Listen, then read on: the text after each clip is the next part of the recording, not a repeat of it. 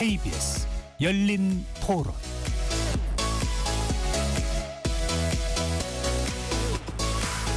안녕하십니까. KBS 열린 토론 배종찬입니다.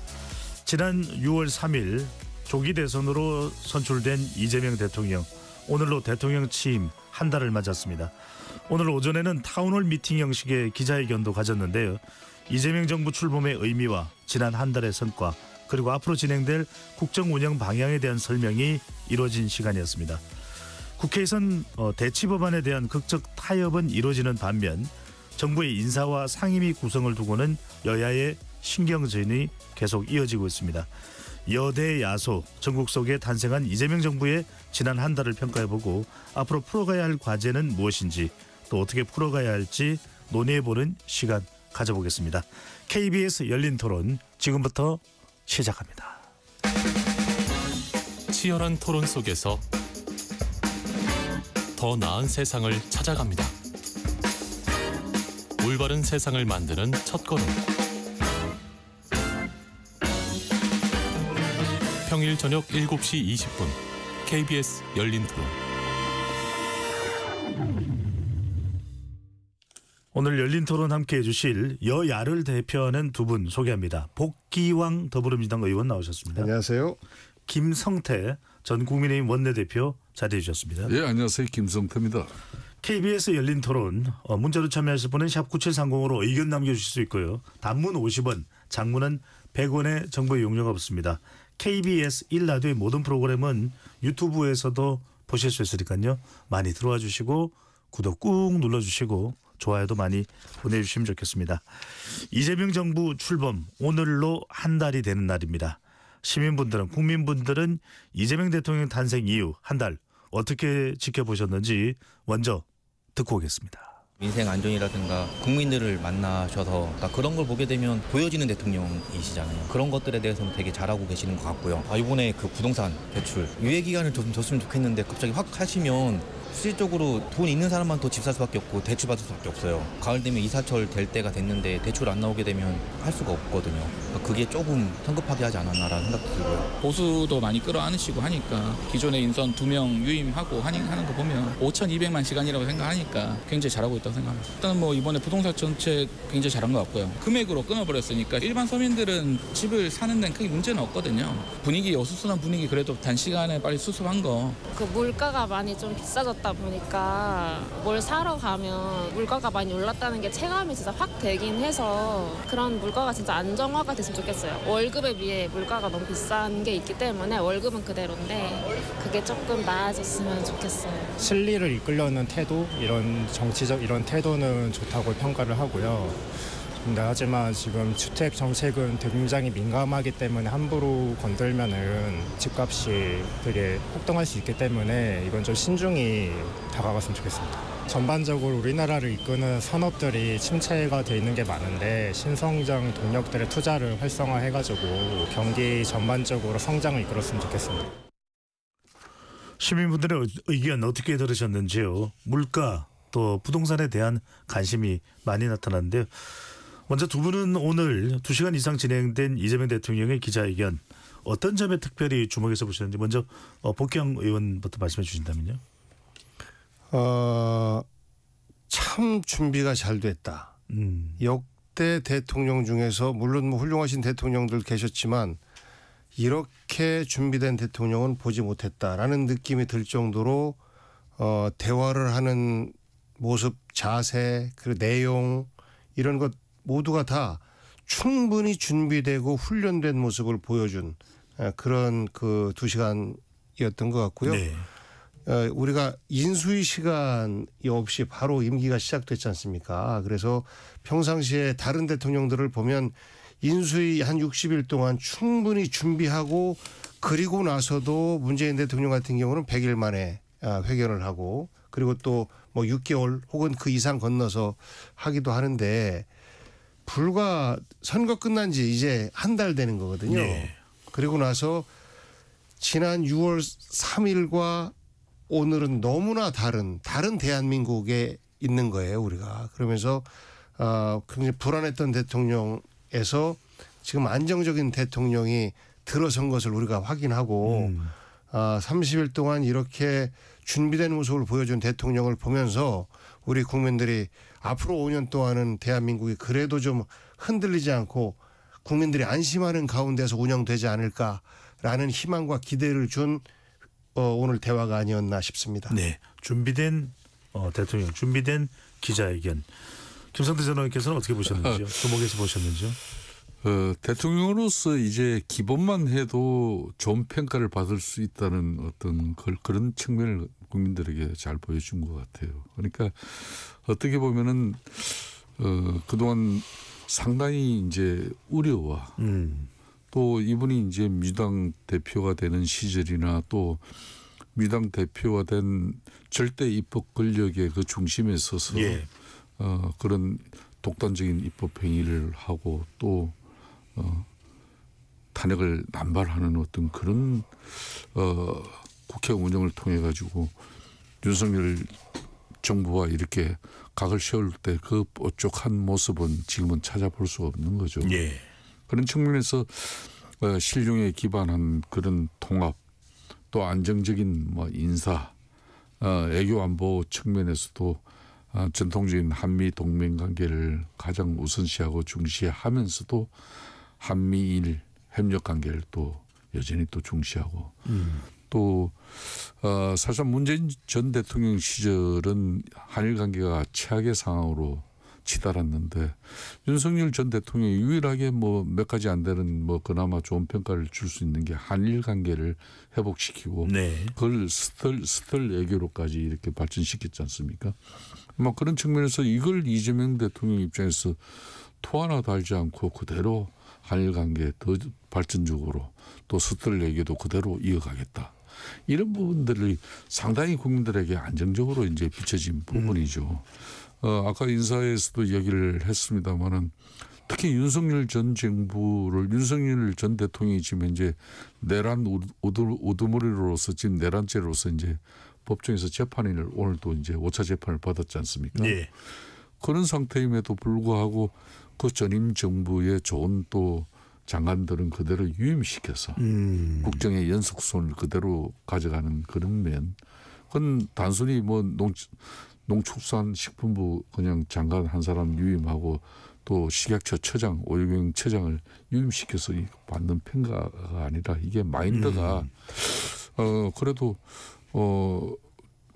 진영 정치에 함몰돼 가지고 자기 중심적 어떤 사고를 이해하고 예. 또 함께했던 그런 팬덤으로 이렇게 국정이 이루어지면은 이게 상당히 그렇지 않아도 문재인 5년, 윤석열 3년 동안에 이 국민들은 두동강이 나 있는데 네. 정말 걱정했는데 그런 부분이 한 달 동안 그래도 국민들이 우려보다는 알겠습니다. 상당히 안정적이다. 네. 그런 좋은 평가를 또 하는 것 같아요. 김 전 의원께서는 긍정적으로 평가를 해주셨는데 또 보 의원께서는 역대 가장 빠른 기자회견이라고 강조해 주셨는데 국민의힘 송원석 비대위원장 겸 원내대표는 역대 대통령 중에 가장 빠른 자화자찬이었다. 이렇게 이제 또 이야기를 하고 있거든요. 이 지점은 김 전 의원께서는 어떻게 보시는지요? 아무래도 이제 송원석 비대위원장 입장에서는 이제 제1야당의 또 이제 대표로서 네. 아직까지 이제 여야 관계가 신뢰할 정도의 협치 정국이고 또 야당이 요구하는 그런 부분에 대해서 일정 부분 민주당이 이제 하답해 오는 그런 부분이 없으니까 대표적으로 이제 김민석 총리 내정자에 대해서 임명을 철회해 달라는 부분하고 예. 또 하나는 이제 국회 여기 이제 국민의힘이 야당이 됐으니까 네. 과거 갈래처럼 법사위원장은 야당 몫으로 좀 돌려주라. 뭐 이런 부분에 대해서 민주당은 전혀 이재명 대통령이 협치 뭐 전국을 희망하는 그거하고는 다른 방향으로 민주당이 당은 당대로 대통령은 대통령대로 알겠습니다. 뭐 그런 부분에 대해서 아직 신뢰가 없기 때문에 예. 자화자찬한 그런 비판이 나왔다. 비판이 나올 수밖에 없었던 것 같아요. 네. 보 의원님 일단 오늘 주요 관심사는 이제 대통령의 기자회견이니까 오늘 뭐 2시간 이상 진행이 됐습니다. 상당히 중요한 내용들이 많이 나오는데 특히 주목하셨던 내용들을 좀 꼽아보신다면요. 저는 몇 가지가 있는데 우선 그 전에 우리 송원석 원내대표님한테 네. 우리 국민들이 조금 섭섭해할 것 같아요. 그러니까 자화자찬이라기보단 입장을 밝힌 거 아닙니까? 저는 이런 일을 했습니다. 이게 이런 효과가 있습니다.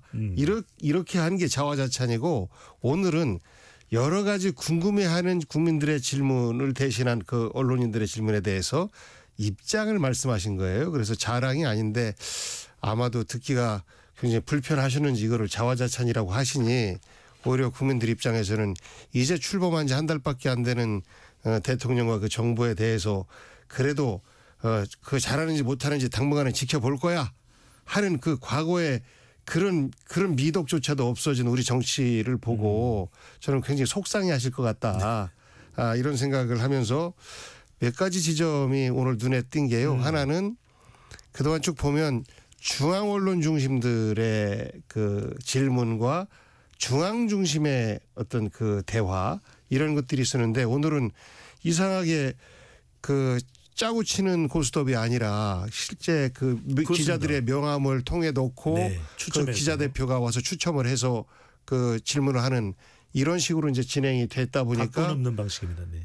지방 언론들한테 훨씬 더 많은 기회가 갔었어요. 특히나 그 뭐 옥천신문 그 뭐 그런 그 작은 기초단체를 그 포괄하는 담당하는 그런 언론까지도 질문 기회가 가기도 했고 그리고 그를 통해서 국가 균형 발전이라든지 그리고 구석구석까지 소통하겠다라는 어떤 느낌과 이미지를 충분히 주지 않았나라는 것이 그간의 대통령의 대화와의 가장 큰 차이였었고 또 하나는 감사원의 국회 이관에 대해서 실제 대통령이 되고 나면 감사원을 하나의 권력의 도구로 썼지 않습니까? 그렇기 때문에 국회 이관이라고 하는 소신을 바꿀 수도 있겠다라고 생각하는 사람들이 많을 거예요. 아마 그건 민주당 지지층 내에서도 뭐 그래 왔으니까 하면서 그 기대를 안 했었는데 국회 견제 감시기는 강화되어야 한다라고 하면서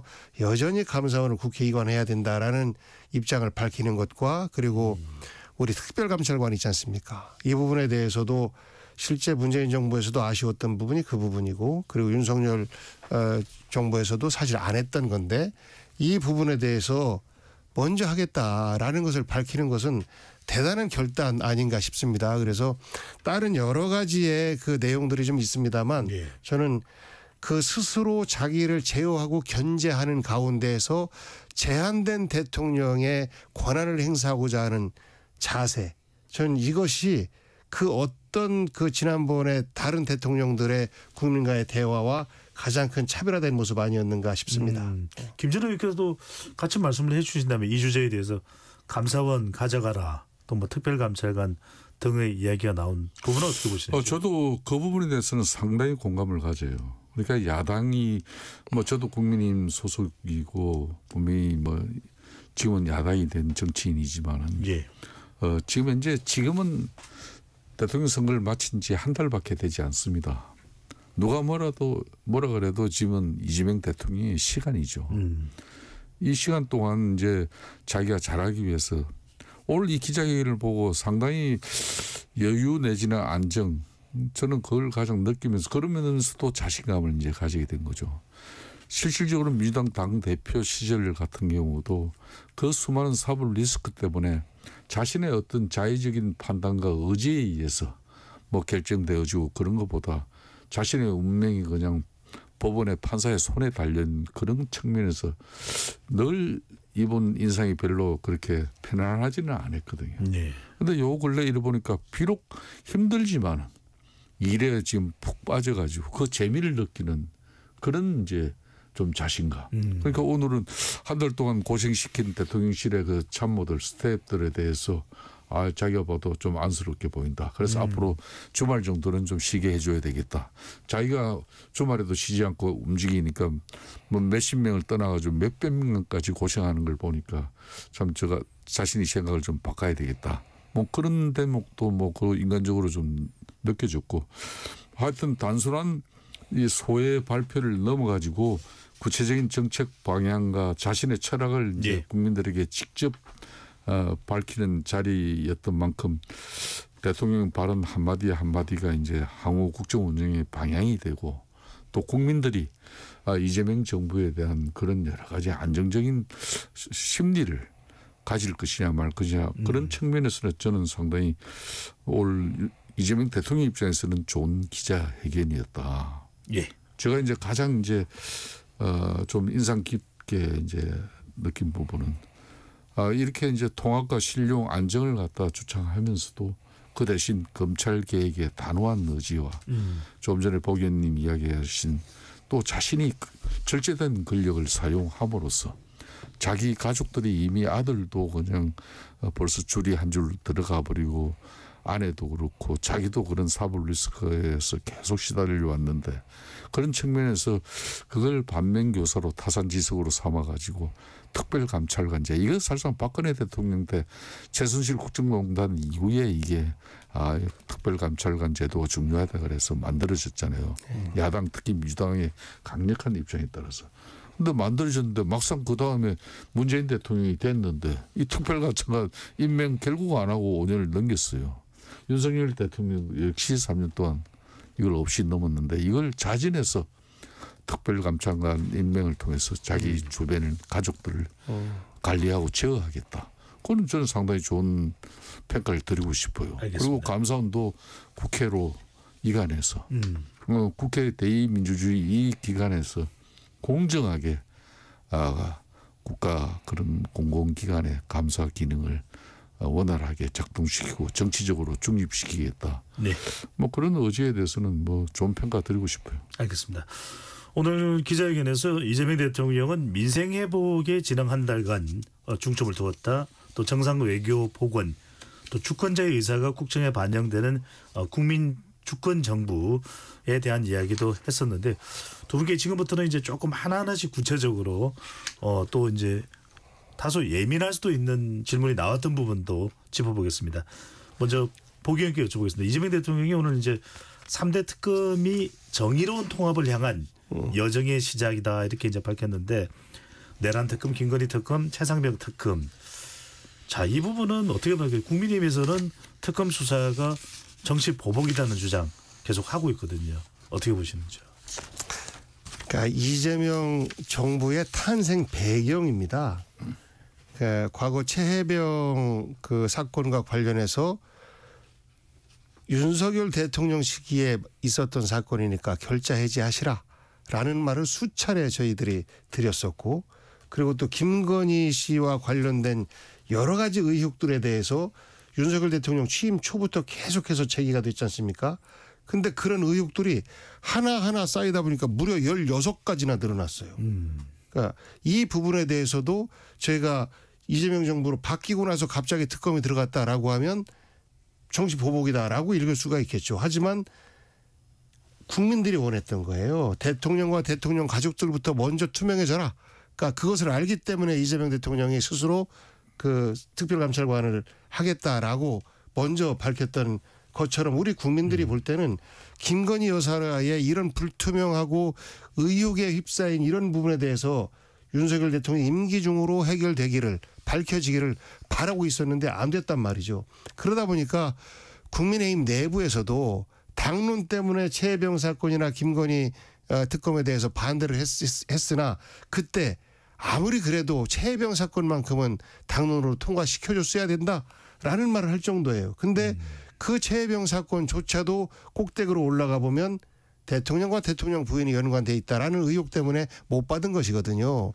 그리고 나서 가장 결정적으로 윤석열 전 대통령의 탄핵에 기인한 비상계엄, 불법 비상계엄 이것이 이제 내란이냐 아니냐라는 것은 이제 법적인 공방 기간이 남아 있습니다만은 국민들의 정서로 볼 때는 이것은 내란이다라고 이미 규정돼 있고 이 부분에 대해서 명확하게 밝혀내지 않으면 이재명 정부의 탄생 배경 자체에 대한 의혹을 풀지 못하고 하는 겁니다. 그리고 국민의힘의 시각에서 볼 때 이게 그냥 정치적 공격이냐라는 것에 대해서 해명을 하지 못하고 하는 거예요. 그래서 정의로운 통합을 위한 출발이다라는 것처럼 저는 그 12.3 불법 비상계엄에 대한 투명한 국민들께 보고하는 과정 그리고 김건희 씨의 의혹과 최혜병 사건에 대한 의혹을 네. 풀어나가는 것. 그리고 이런 매듭을 푸는 것이 이재명 정부와 민주당에게만 유리한 것이 아니고 그런 것들을 다 깨끗이 풀 때 우리 정치 파트너인 국민의힘에게도 새롭게 훌로 다 털어놓고 출발할 수 있는 이런 어떤 그 계기점을 만들어줄 수 있는 것 아닌가 싶습니다. 그래서 말씀을 뭐 정의로운 통합이다라고 말씀하셨는데 이 부분은 우리 정치에서 지금 이 시기에 풀지 않을 수 없는 숙제이기 때문에 불가피하다라는 말씀을 드린 거라고 저는 봅니다. 김 전 의원은 어떻게 보시는지요? 내란 특검에 대해서 3대 특검에 대해서 이재명 대통령은 정의로운 통합이라고 이야기를 했지만 내란 특검에서는 상호 관세 협상에도 나섰던 안덕근 산업자원부 장관을 또 조사하기도 했거든요. 이런 상황들은 어떻게 봐야 될까요?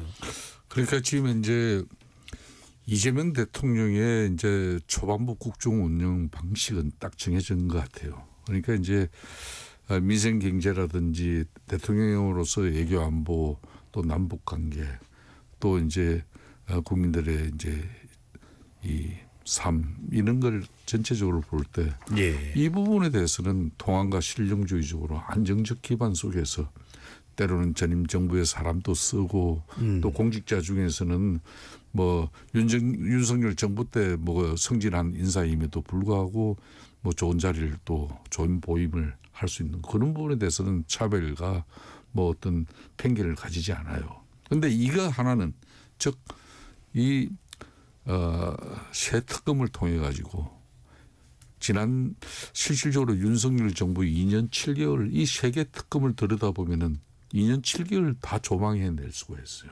그래서 정치적으로 정치적인 문제로서는 자기는 단호한 입장을 가진 겁니다. 그러니까 윤석열 전 대통령이 가장 실패한 요인은 누가 뭐라 그래도 자기 아내인 김건희 여사를 갖다가 쉽게 말하면 가정을 제대로 다스리지 못한 부분입니다. 저는 그 부분에 대해서 대단히 뼈아픈 대목이에요. 과거 YS 김영삼 대통령 같은 경우도 처음 금융실명제와 그리고 하나의 해체 이런 걸 통해 가지고 초기 국정 지지율이 80%대 가까이 올라간 적도 있어요. 그렇지만 마지막에는 자제분이 불미스러움이 있으니까 성역 없이 검찰 수사를 받기 위해서 결국은 옥고를 치르게 했거든요. DJ도 김대중 전 대통령도 마찬가지예요. 그 IMF를 극복하면서 국민 통합을 외치고 그런 사회적 대타협을 만들어가면서 이렇게 애완이기를 조기에 졸업하고 상당히 좋은 대통령으로서 많은 업적을 쌓았음에도 보고 자신의 세 아들이 법적인 문제에 연루됐을 때 그거는 단죄를 했어요. 법적 처벌을 명확하게 받도록. 그렇게 해서 하는 게 국정 운영인데 유독 지금 현재 윤석열 대통령만은 자기 아내를 그렇게 끔찍이 사랑한 결과이지만은 사실은 대통령은 국민 전체를 사랑해야 될 문제지. 자기 아내가 국민적 의혹이라든지 특히 이 자기 아내 때문에 여소야대 전국에서의 야당의 실질적인 협조를 이끌어내지 못하는 협치 전국이 안 됐다면 이걸 진작에 단죄를 해야 되는죠. 그러니까 알겠습니다. 결론은 김건희 특검과 해병대 최상병 특검 이거는 저는 윤석열 대통령 시절에도 이 두 개는 분명히 받아야 되는 거다. 이걸 지금 사실은 이제 결국은 매를 버는 거거든요. 예. 그런 측면에서 이거는 국민의힘 입장에서도 아무리 야당이 되었다고 해서 이걸 가지고 정치보복이라고 그러면 안 돼요. 이거는 국민적 의혹에 대해서는 한 점 의혹 없이 알겠습니다. 이번 특검이 정치적 중립성을 가지고 이거는 분명히 해소해야 될 문제예요. 네. 자, 이번에는 인사 이야기를 좀 해보겠습니다. 부기현님, 이재명 대통령이 오늘 저녁 김민석 국무총리 후보자에 대한 임명안을 제거했습니다.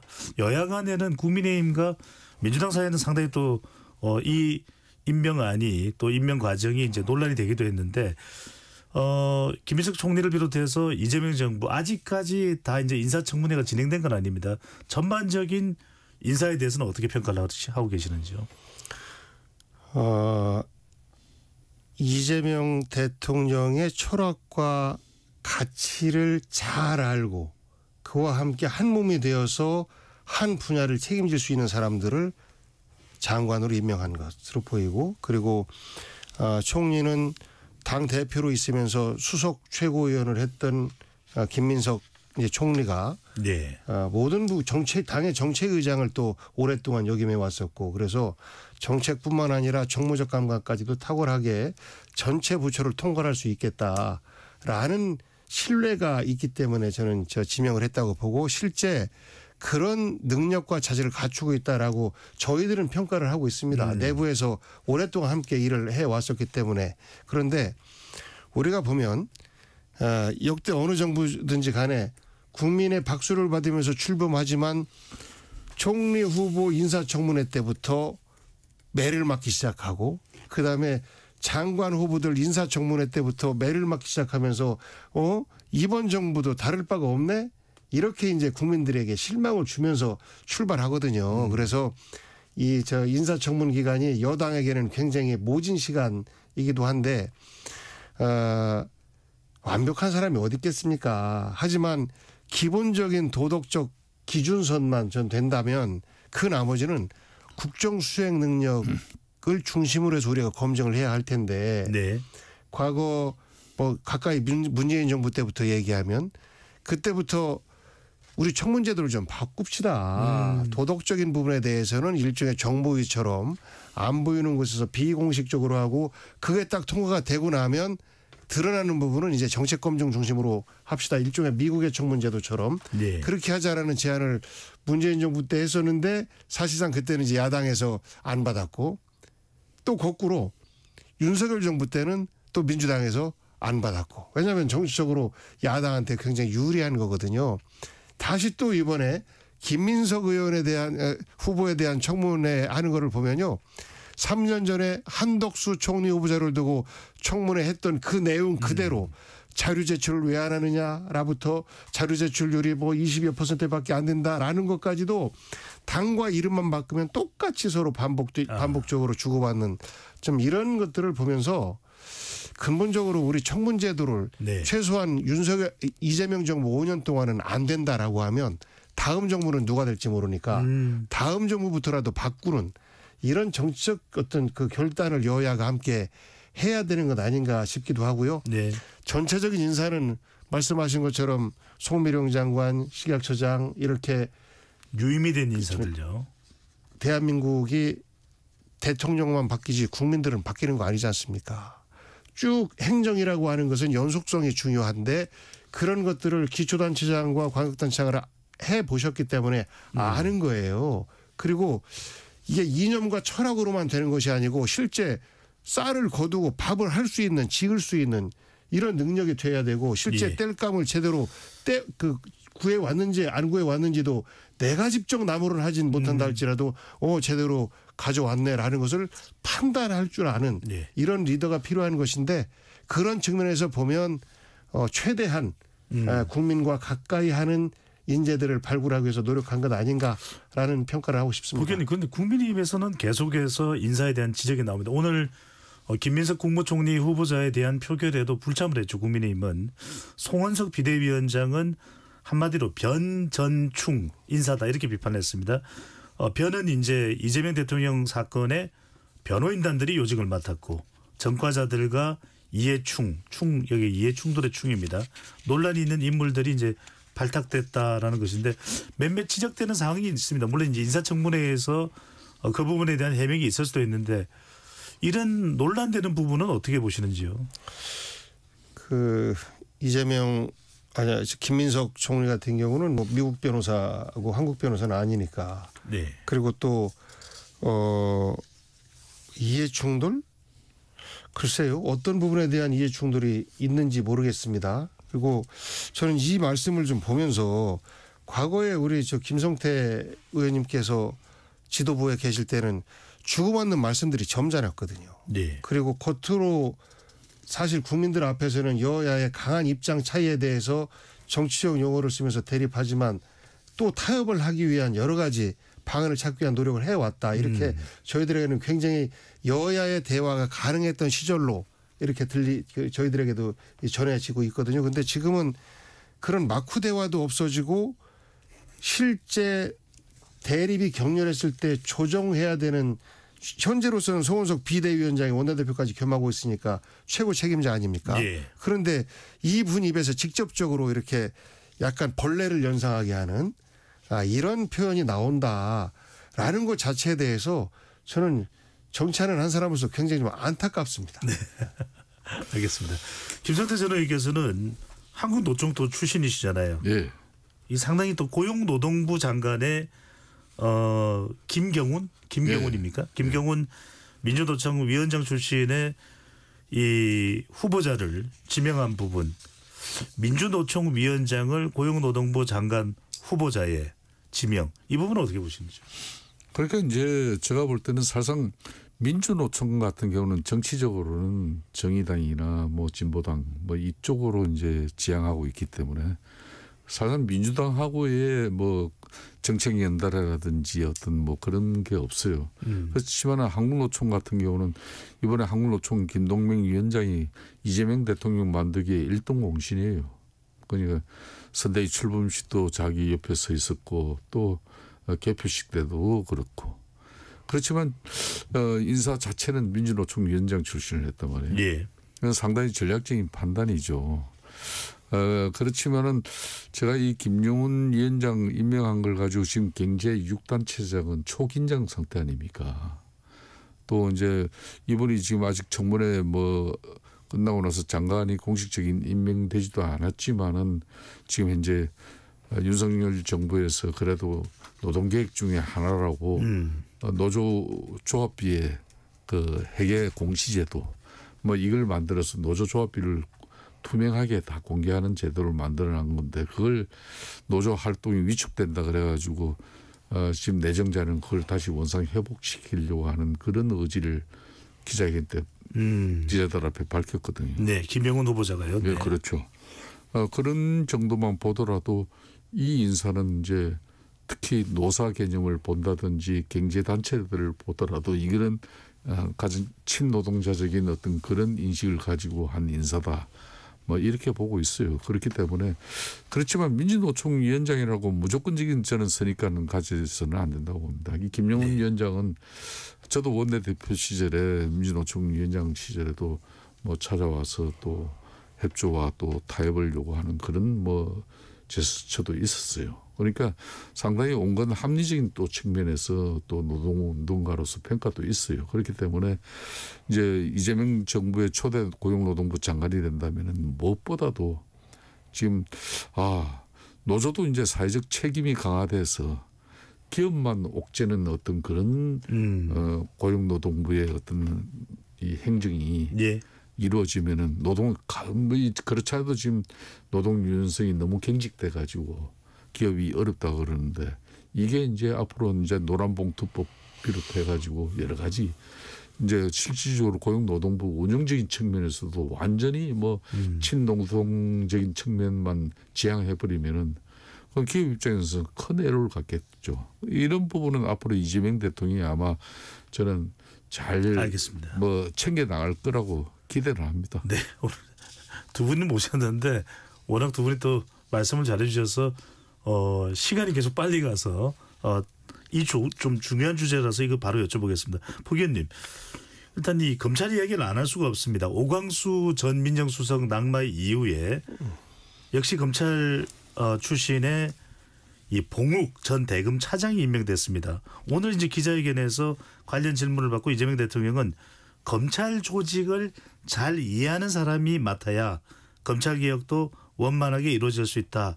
이렇게 이제 답변을 하셨는데 어떻습니까? 이 검찰 출신의 이 민정수석, 이 사법부 개혁, 지금 뭐 공소청, 중수청, 국가수사위원회가 이야기되는데 오늘 기자회견에서 대략 추석 무렵에는 얼개, 밑그림이 나올 수 있다 이런 이야기는 대통령이 하셨거든요. 어떻게 네. 보시는지요?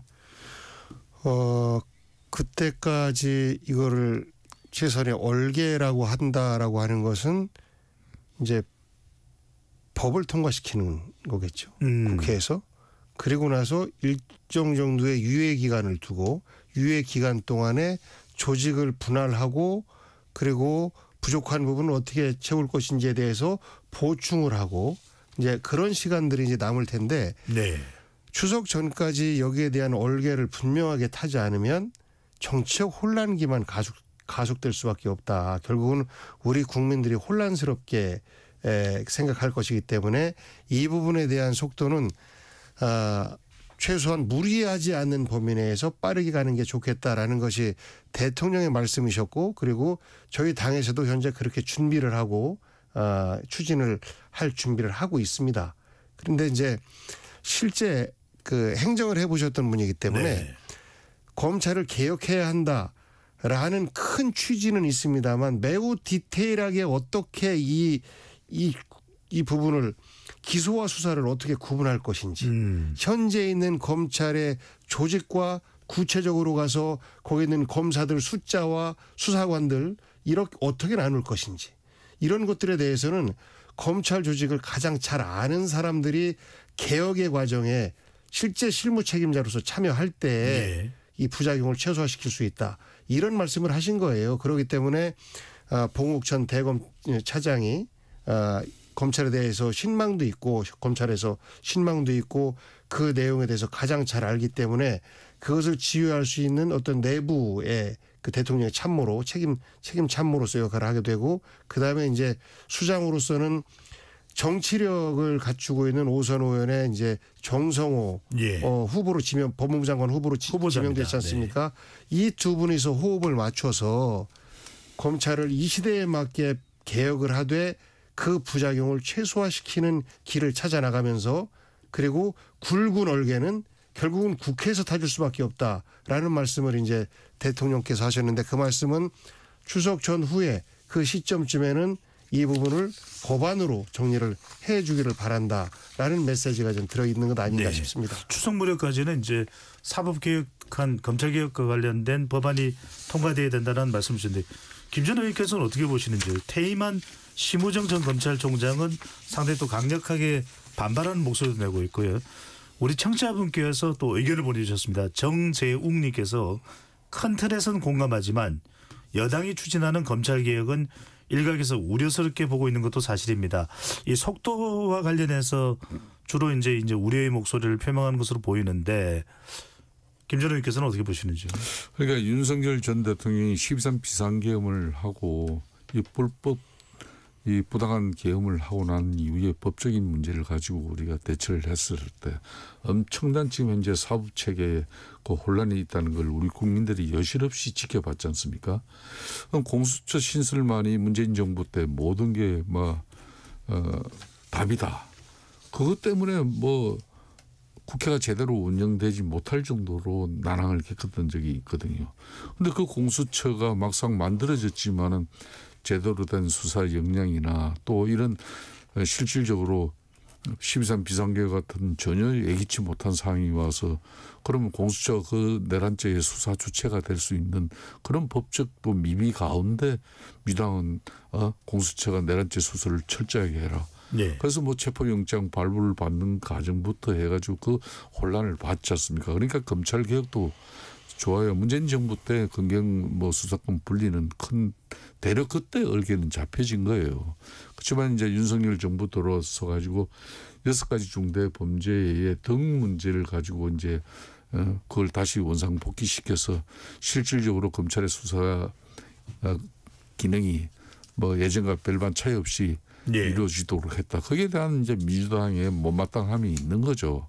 그래서 이번에 이제 이 검찰 개혁안 같은 경우는 저도 개인적으로는 이 그동안 검찰이 무소불위의 권력으로서 기소권 특히 남용을 통해 가지고 자신들의 어떤 때로는 정치 검찰로서의 정말 국민적 지탄을 받아야 될 그런 잘못도 많이 했어요. 그렇기 때문에 그런 거 당연히 검찰 내부적인 자정이 없어지면은 국회가 이걸 바로 잡아야 될 임무가 있는 거죠. 그런 측면에서 오늘 이제 기자회견을 보니까 이 검찰개혁은 당정이 거의 그냥 뜻을 함께 공유하고 있는 것 같아요. 그러니까 전당대회에 지금 출마하고 있는 정청래 지금 후보라든지 박찬대 후보 두 사람 다 추석 밥상 추석 이렇게 기성길에 이 소식 뉴스 접하게 하겠다. 오늘 이제 이재명 대표도 추석 전까지는 얼개를 이제 잡을 것이다. 그 말은 즉 입법적인 행위를 민주당이 중심이 돼가지고 다 마무리할 거다.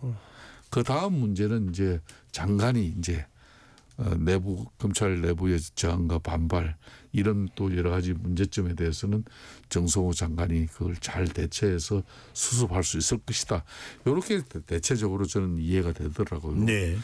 그러니까 이 과정 속에서도 그러면 과도한 지금 이제 경찰의 또 수사 권한이 또 부과되는 것은 이거는 또 과도한 또 권한이 집중되는 거죠. 그런 측면에서 이제 이 중수청을 또 어떻게 만들 것이며 이런 게 국민적 논의 그러니까 사회적 공감이 이루어져야 되는 거죠. 이 사법 체계는 검찰만 개혁한다고 되는 게 아니거든요.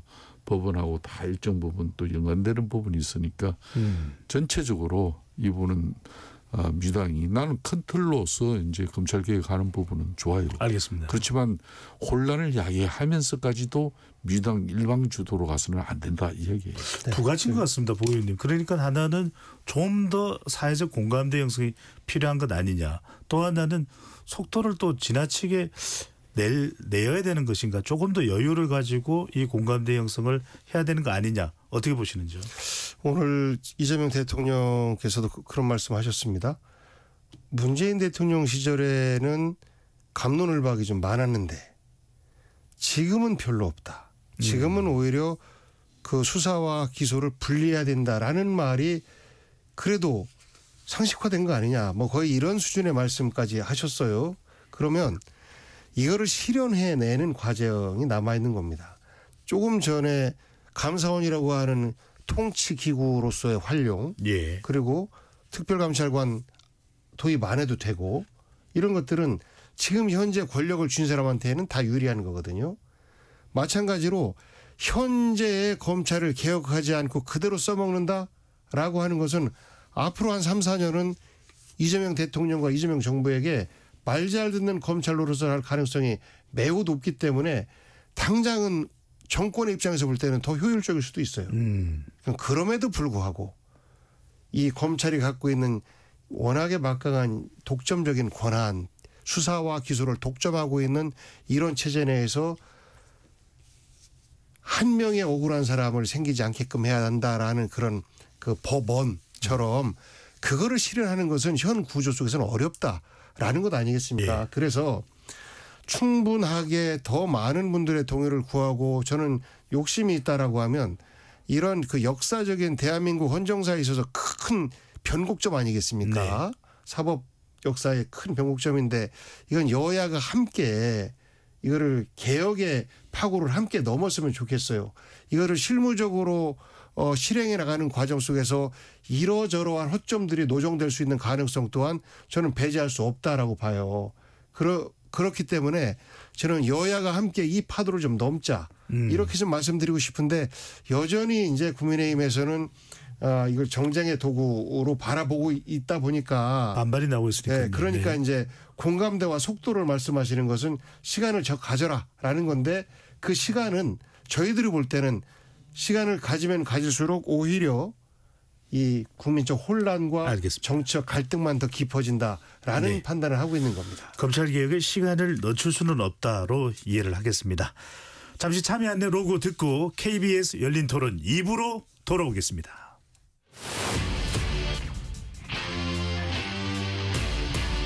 토론에 정답은 없습니다. 토론이 세상을 바꿀 수도 없습니다. 하지만 질문은 새로운 세상을 만들 수 있습니다. 질문으로 올바른 세상을 만드는 첫걸음 KBS 열린토론.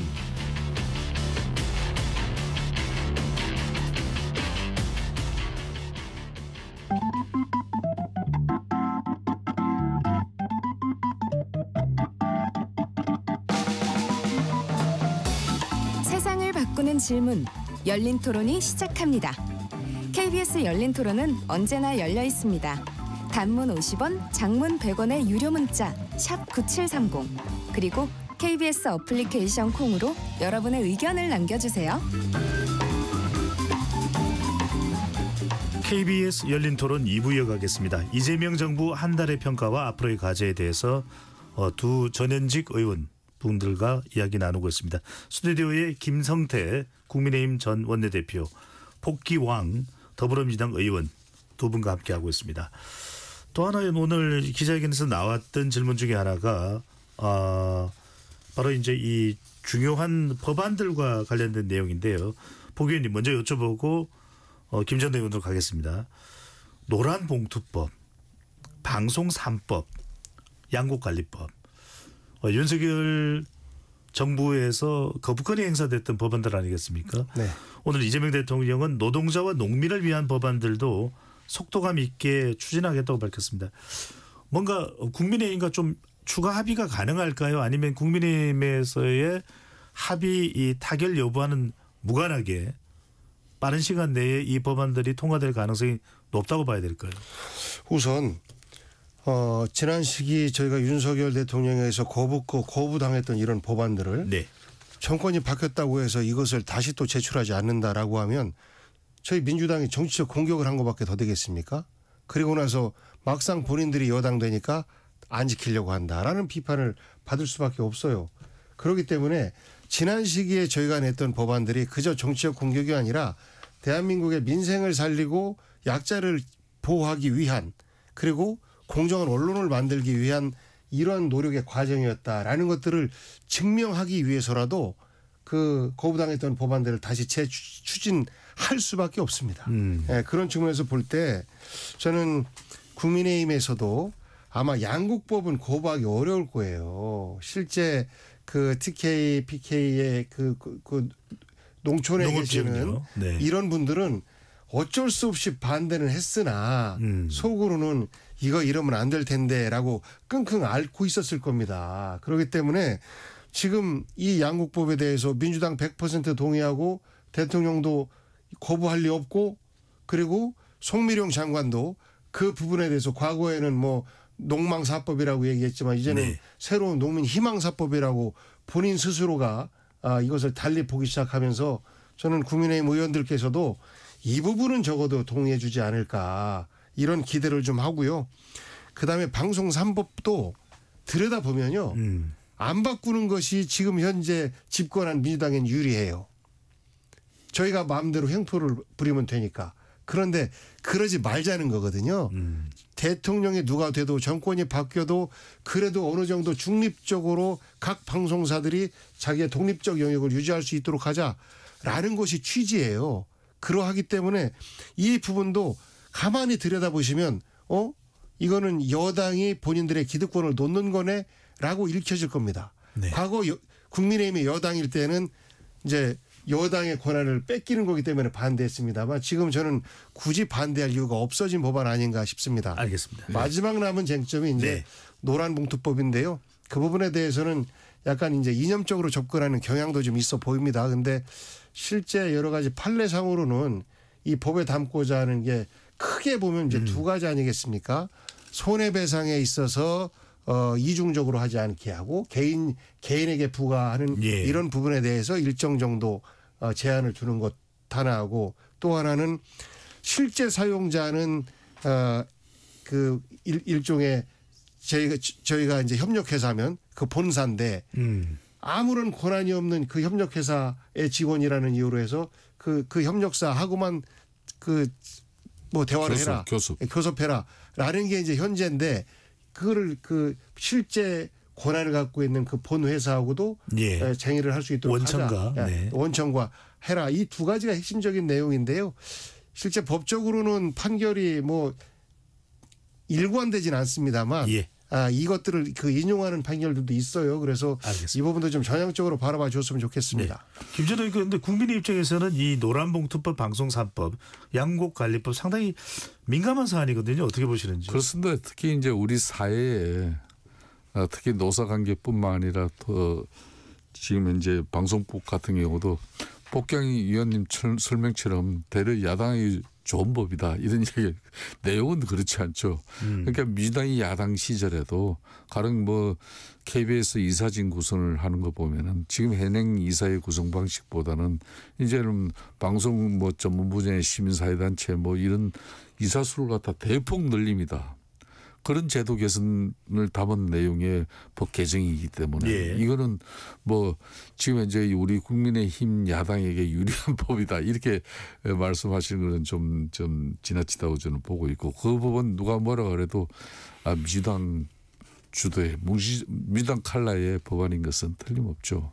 그리고 이제 지금 농망사법이라 그랬더니 송민현 장관이 윤석열 전 대통령에게 이 법만은 반드시 거부권을 행사해야 된다고 가장 핏대를 많이 높였던 그런 사안이에요. 네. 그런데 이 뭐 대통령 바뀌고 자신 유임시켜줬다고 하루아침에 이걸 갖다 또 농민희망사법으로 이렇게 자기가 맹맹하고 이걸 갖다가 이재명 대통령 입장에서는 윤석열 전 대통령이 거부권 행사한 이 흔히 말하는 농업사법을 갖다가 이걸 결자 해지 차원에서 그 장관이 지금 다시 이 문제를 법안을 다 처리한다 이런 거예요. 상당히 전략적인 판단인 거죠. 네.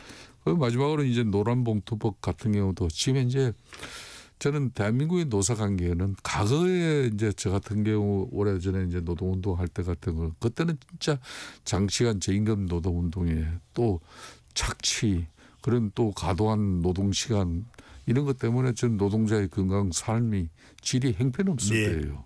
그래서 근로조건 개선을 위한 정말 그런 노동운동이었다 그러면 지금 이 노란봉투법 같은 경우는 불법적이고 과도한 쟁의 행위를 통해 가지고 회사에 엄청난 손실을 끼쳤을 때 거기에 대한 책임을 묻는 거거든요. 그렇게 함으로써 불법적이고 좀 가격한 노동운동을 좀 배제하려고 한 건데 저는 뭐 이걸 쟁의 행위를 또 탄압 목적의 그런 목적으로 손해배상의 어떤 가압류를 금지하는 그 부분은 일정 부분은 이 약자들 특히 이 노란봉투법 해당 그쪽의 노조들은 다 협력 하청회사 주로 노조들이 네. 대상인데 이 부분에 대해서는 일정 부분 이해를 하지만은 이걸 또 이런 민주당 방식으로는 100% 다 가는 거는 이건 좀 어려움도 있다. 그러니까 결론은 알겠습니다. 이런 법들이 이제 여야 간의 협치 전국을 통해서 좀 서로 조금씩 주장이 좀 받아들여져 가지고 그래서 합의해서 다시 좀 보완된 그런 법들이 완성됐으면 좋겠어요. 이 법들을 근원적으로 국민의힘도 배척해서는 저는 안 된다고 보고.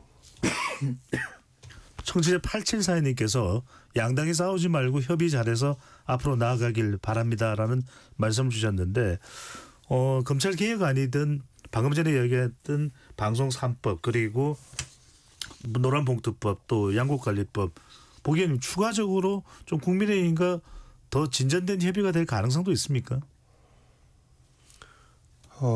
해야 되지 않겠습니까? 네. 그러니까 이제는 민주당이 여당이 되었으니까 과거보다도 더 책임 있는 자세로 야당과의 대화를 위해서 노력을 해야 되고 그를 통해서 한 가지라도 합의를 통해서 이 법안을 만들어내고 통과시켜내는 오늘 그 상법 사례처럼 맨 처음에 그렇게 극단으로 치닫고 거부권도 행사 당하고 했던 것이 네.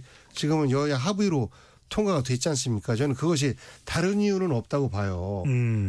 정권이 바뀌고 나라가 안정되고 하면서 그러니까 현재 상법이 갖고 있는 이 내용에 대해서 이재명 대통령이 여러 차례 반복적으로 말씀하셨지 않습니까? 네. 그러면 이것은 어느 정도 국민 정서상으로 검증이 된 거다라고 주가도 올라가고 있고. 그렇습니다. 국민의힘에서 동의를 한 것이라고 봅니다. 저는 그런 것처럼 다른 부분에 대해서도 조금은 다른 각도에서 과거와는 좀 다른 각도에서도 좀 봐주고 민주당에서도 왜 국민의힘에서 이 법안들을 이렇게 반대를 할까라고 서로 역지사지하면서 토론해 나가면 저는 합의를 못할 이유는 없다라고 생각합니다. 저도 개인적으로는 노란봉투 굳이 반대하고 싶지 않아요. 그렇지만은 기업과 노동자들이 같이 상생하는 어떤 그런 노사 문화를 위해서는 일정 부분 그 균형이 필요한 거거든요. 그러니까 너무 이제 특히 민주노총 중심으로 노동운동이 또 사회적 책무를 만기한 가운데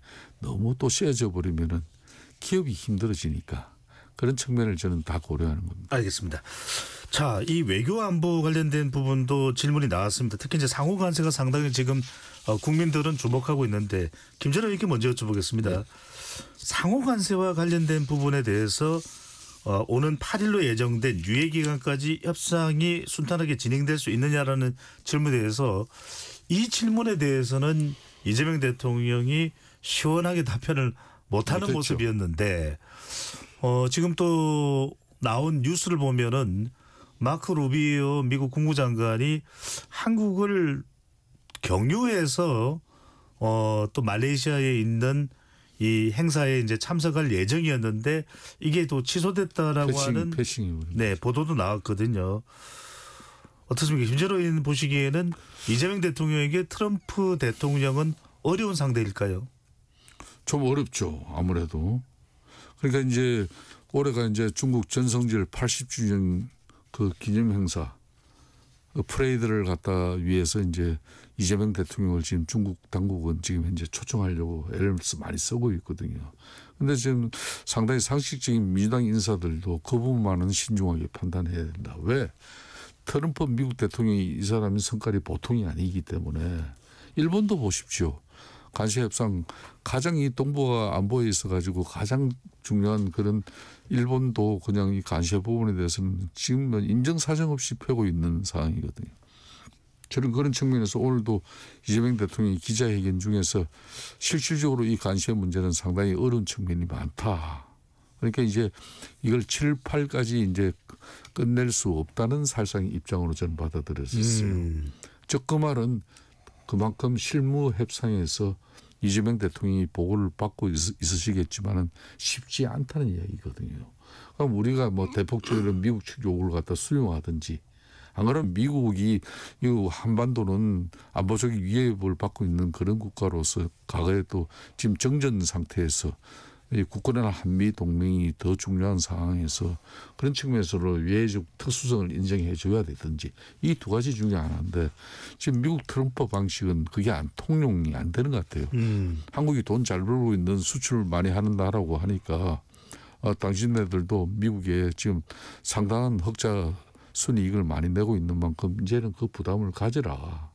이런 부분들이 뭐 한미 주둔군 어떤 뭐 이 비용을 갖다 일정 부분 지금보다 훨씬 좀 더 내더라도 그런 정도 선상에서 끝나면 좋은데 지금 트럼프 요구는 그게 아니에요. 네. 그러니까 이재명 대통령 입장에서는 지금까지는 이게 뭐 대통령 당선되고도 이게 우리가 먼저 서둘러서 빨리 할 필요가 있겠냐 이런 판단이 있지만 너무 늦춰도 이거는 힘든 상황이 될 수 있다.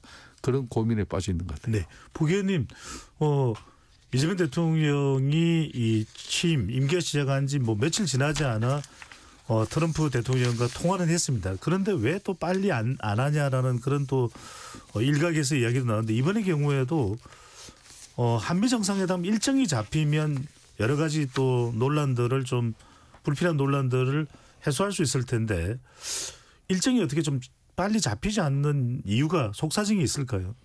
글쎄요. 뭐 제가 추측하기는 좀 어려운데요. 네. 나토에도 한미가 만날 수 있는 가능성이 있다라고 하면 가시려고 했었다라는 말이 나오고 있지 않습니까? 하지만 일단 이 트럼프 자체가 나토에 못 올 수도 있고 지난번 G7처럼 왔다가 또 바로 갈 수도 있고 이런 변화 가능성 때문에 영 답을 안 주고 있었기 때문에 그렇다면 사실 그 G7에 대통령이 가는 것은 대한민국 건재합니다. 세계 만방에 알리기 위해서 간 거예요. 다른 목적 아무것도 없습니다.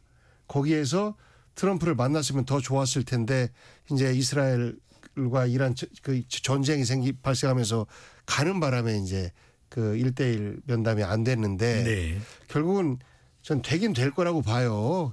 미국도 대한민국을 무시할 수 없고 동북아 안보상에 대한민국만큼 중요한 나라가 어디 있습니까? 미국 입장에서. 그런데 이 관세와 관련해서 7월 8일이라고 하는 한시를 사실 뭐 전 세계적으로 정해놓고 이거를 이제 막 계엄 겪고 혼란 겪고 대한민국 정부도 아직 장관들도 없는 이런 상황 속에서 똑같이 그날로 해서 우리는 시행한다라고 하는 것은 솔직히 우리 국민들의 정서를 대신해서 표현한다라고 하면 그건 센 놈이 폭력가는 거죠. 저는 미국이 전 세계에서 정말 좋은 나라 그리고 미국 대통령 그러면 전 세계 자유의 수호자 이렇게 평가를 받고 싶으면 아무리 자국의 경제적 이익과 직결된다 할지라도 상대하는 교섭하는 나라의 사정 정도는 기본적으로 봐줘야 되는 거 아니냐. 지금 우리가 협상할 준비가 안 됐지 않습니까. 실제 한 달밖에 안 된 대통령 선거 끝난 지 한 달밖에 안 된 한국 정부에게 네. 본인들의 요구를 그대로 다 받아라라고 한다면 사실 상대적으로 약소국인 우리 대한민국 정부가 어떤 입장을 취할 수 있겠습니까. 그래서 저는 미국의 장기적 이익을 위해서라도 이렇게 그 대한민국과의 외교 관계를 해서는 안 된다라는 그런 우려를 좀 전하고 싶습니다. 부기님 이 점도 여쭤보겠습니다. 만약에 중국 전성절 전에 한미 정상회담이 이루어지지 않는다면 만약에 이것과 연관돼서 중국 전성절에 한미 정상회담이 그 전에 이루어지지 않는다면 중국에 가야 될까요? 말아야 될까요? 과거에 박근혜 전 대통령이 중국의 행사에 가서 함께 손을 들고 네. 하는 것이 큰 그 사건이었지 않습니까? 막루 외교였습니다. 예, 그러고 나서 다시 돌아와가지고 사드 배치를 하면서 갑자기 그냥 중국과의 관계가 극과 극을 이렇게 오갔었는데요.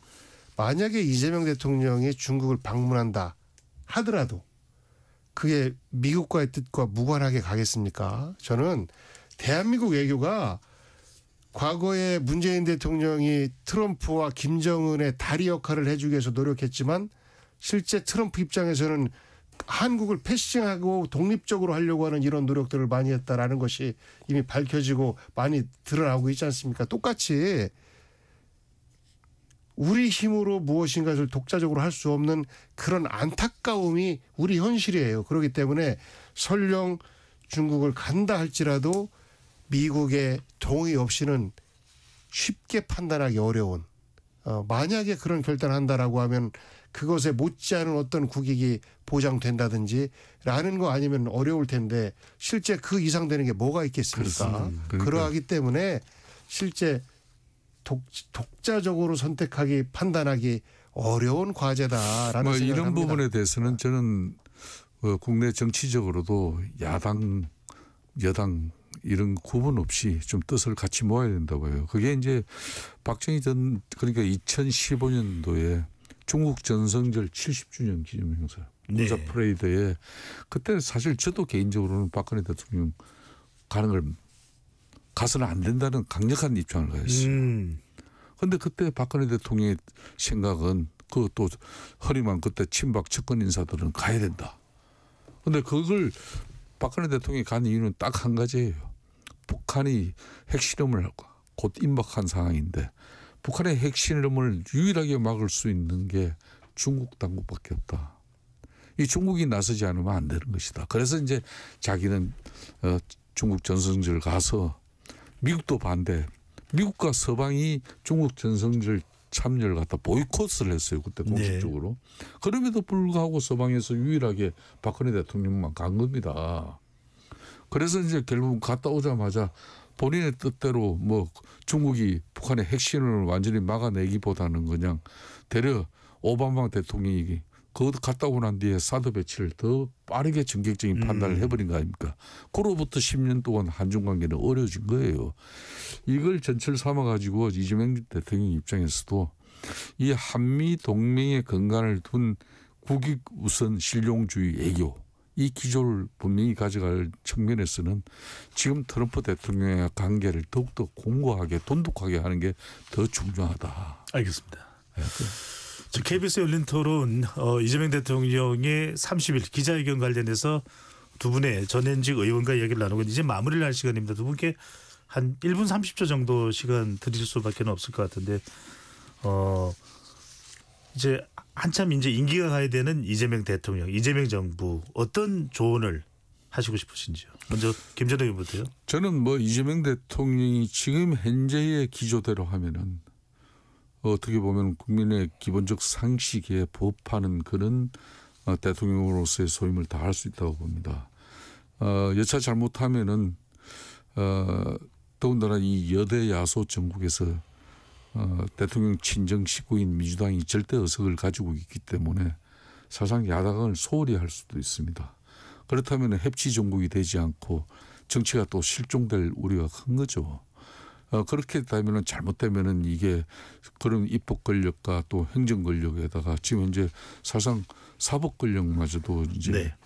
권력에 또 부침이 심한 대한민국입니다. 그런 만큼 대한민국의 민주주의가 위태로워질 수도 있죠. 그렇기 때문에 지금 기조대로 야당을 존중하고 배려하면서 국정의 파트너로서 함께 갈 수 있는 그런 대통령의 마인드가 지속되어 주길 바라고 국민의힘도 협조할 것은 전격적으로 협조하고 또 건전하게 또 제1야당으로서의 그런 위상을 다시 회복해서 그런 뭐 역할을 또 야당으로서 네. 역할을 다해줬으면 하는 그런 바람입니다. 알겠습니다. 오늘 기자회견에서도 이재명 대통령은 야당과 자주 만나겠다 이렇게 또 밝히기도 했습니다.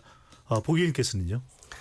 네, 이미 뭐 취임한 지 18일 만인가 그 여야 지도부하고 오찬도 나누고 했지 않습니까? 아마 최단기간이었을 것으로 기억을 하는데 여야와 함께 대화하는 것을 두려워하고 피해서는 좋은 정치를 할 수 없다라고 이재명 대통령은 누구보다도 잘 알고 있을 겁니다. 다만 이제 그 대화의 파트너인 국민의힘 그 지도부께서 그 대화를 하고자 했을 때 혹은 제안했을 때 그 응해 주신다라고 하면 저는 소통이 안 될 이유는 전혀 없어 보이고 그 소통 과정 속에서 우리 국민들이 어느 정도 대한민국 정치도 이제 조금 희망을 찾아가는구나라는 가능성을 엿볼 수 있지 않을까 싶습니다.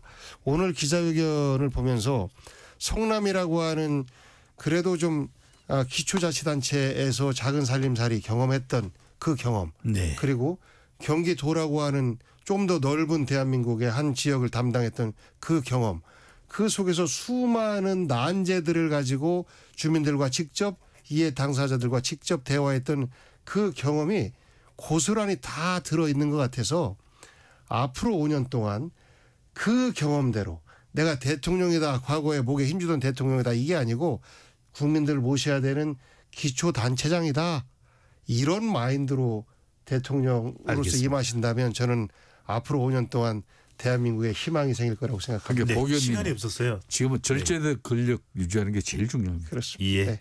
두 분의 말씀대로 통합, 협치에 대한 기대를 가져보겠습니다. KBS 열린 토론 이재명 정부 탄생 한 달 평가와 과제를 정리해봤습니다. 오늘 함께해 주신 복기왕 더불어민주당 의원 김성태 국민의힘 전 원내대표